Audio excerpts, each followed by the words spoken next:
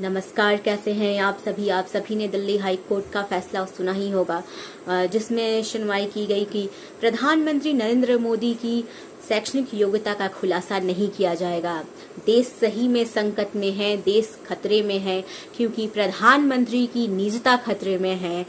Court ने ये दलील दिया कि अगर ऐसा होता है, अगर हम उनकी एजुकेशनल क्वालिफिकेशन को जारी करते हैं, पब्लिक करते हैं, तो ये निजता पर ठेस होगी प्रधानमंत्री की।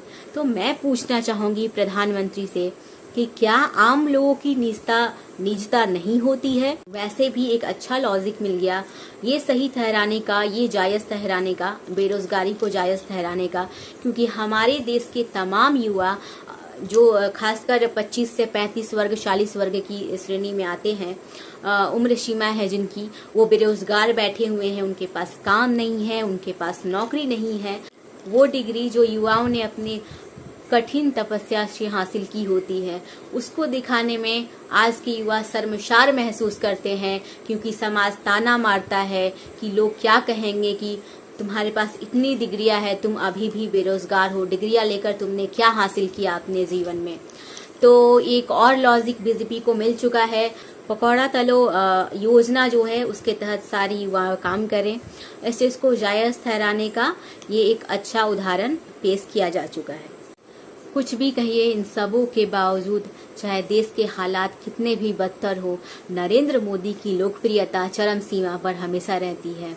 मैंने ये देखा, हाल ही में एक इंटरव्यू में देख रही थी, जिसमें एक बेरोजगार व्यक्ति का इंटरव्यू लिया जा रहा था।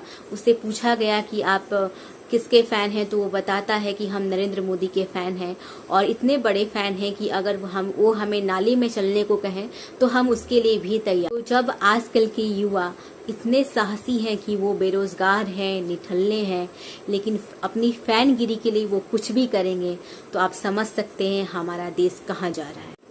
और वैसे भी आजकल की युवाओं की मेंटलिटी के क्या ही कहने। जब हम एक बेरोजगार का इंटरव्यू लेते हैं तो वो भी अपने आप को सेलिब्रिटी ही समझता है, और चाहे उसकी फैमिली की आर्थिक दशा कुछ भी हो, चाहे उसके फैमिली के स्टैंडर्ड इकोनॉमिकल कुछ भी रहे हो, इनसे आजकल की युवाओं को कोई फर्क पड़ता ही नहीं है।